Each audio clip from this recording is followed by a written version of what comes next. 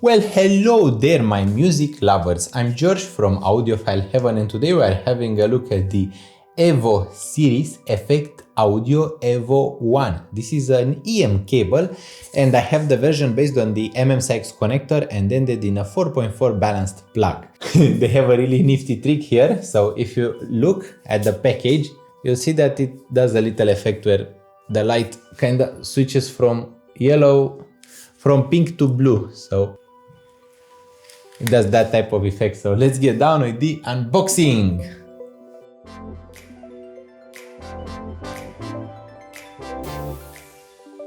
You may never have thought about unboxing a cable, but they included some pretty cool stuff with this one. And I mean nothing, there is nothing but the cable. It is priced at $388. I'm going to try to be more specific with the numbers in my reviews because I know that most of the time I do round out the price. If something costs $450, I might sometimes round that up at $500 and such. So I'll try to be a bit more specific. The Evo series Effect Audio Evo 1 cable looks kind of like this. It's like that pink thing in the middle, and that is a view of the inner workings. It uses copper, and mainly copper, but it also uses copper plated with gold, copper plated with silver, and oxygen-free copper in its simplest of forms. Pretty cool stuff.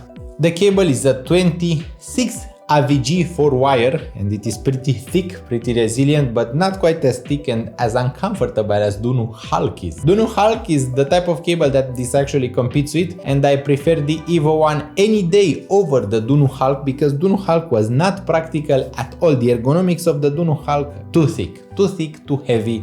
The Evo 1 is actually pretty well balanced. It is not too thick, not too heavy.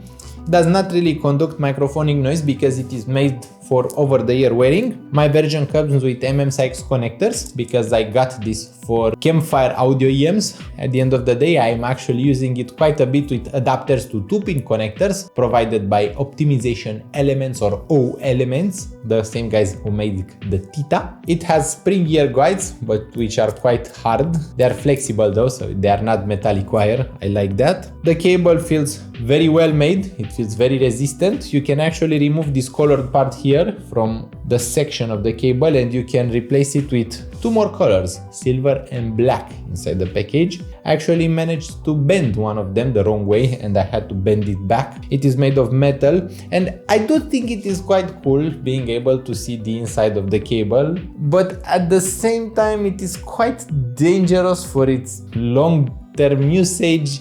I have never heard of someone breaking one of those cables, like not one person. But when you look at this, having the cable like show you its innards, it does not really prove too much confidence. I do think that I'm using this cable a lot because it comes with the 4.4 balanced connector, which means that I am able to use it with pretty much all of the new sources. It is rhodium plated as far as I can tell. This is not gold plated nor silver plated, so the other metal that we keep plating plugs with is rhodium. This means that it may darken over time, as it happened to some of the cables that were rhodium plated in the past. I have quite a few. This is pretty much it. This is a cable. I can't really do that detailed of a video review on a cable. I can talk about comparisons between this and the RS Audio Sakeishi, which is closest cable, and Dunu Hulk. Those are the 3 cables that I know in this price point. And Dunu Hulk is just a mess when it comes to its ergonomics. Dunu Hulk is not ergonomic, not practical, not very recommended. Only if you are willing to put up with the discomfort of having to use Dunu Hulk. Evo 1 is quite ergonomic, quite practical. I see nothing wrong with using Evo 1. It is perfect as far as cables go. It is very well made. It is actually a bit less interesting than the RS Audio Sakeishi because Sakeishi is a bit more aesthetic. Even having this split here doesn't really make for the colors and the way the Sakeishi was braided. Aesthetics go to Sakeishi, practicability goes to Evo 1, and the last place goes to Dunu Hulk.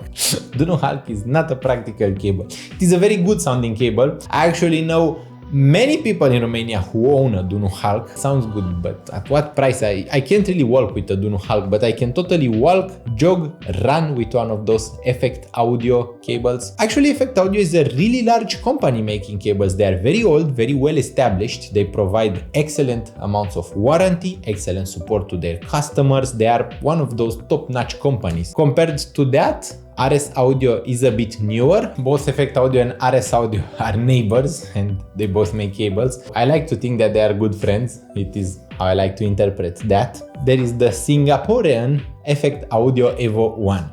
This is a cable I actually have been enjoying a lot. The sound is quite natural. It is a bit thick, a bit on the more meaty side. It has a ton of bite, a ton of impact.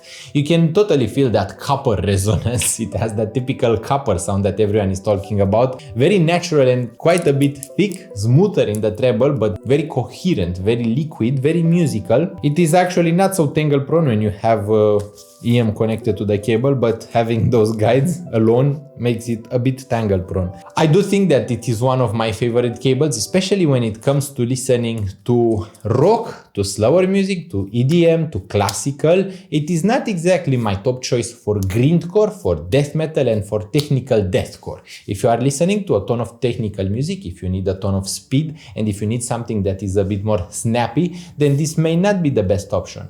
Another effect I have noticed when using Effect Audio cables is that they are very dynamic, very, very detailed. The detail is absolutely outstanding, and the soundstage actually improves a lot. It tends to make everything a bit wider, a bit better separated, with more overall information both in depth and width. So everything sounds more holographic, but at the same time it doesn't really break on that musicality thing. You never feel like the singer is too far or like the mid-range is sucked out. Everything still stays natural.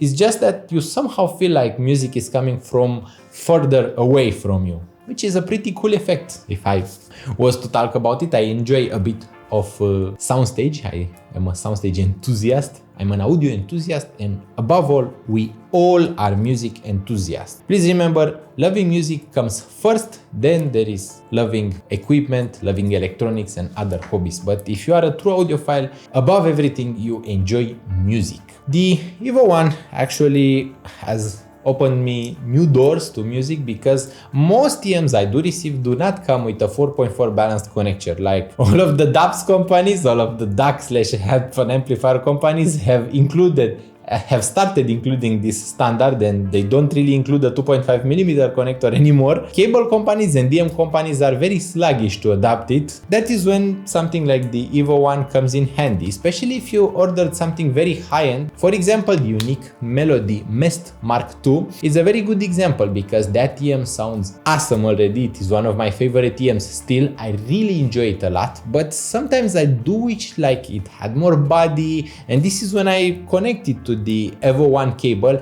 and I'm amazed by how much it can improve the sound of this cable. It gives it more body, more impact, more lows, tends to make music way more music than it is a technical experience, and it takes some of that technicality out. It tends to not be quite so fast anymore, but the sound being slowed down also results in a more liquid mid-range, a more fluid overall experience, and I do end up liking the sound a bit more like that. I don't really like the sound to be too congested, too technical, too dry. This cable tends to make everything a bit more wet, actually, if we are talking about the sonic character.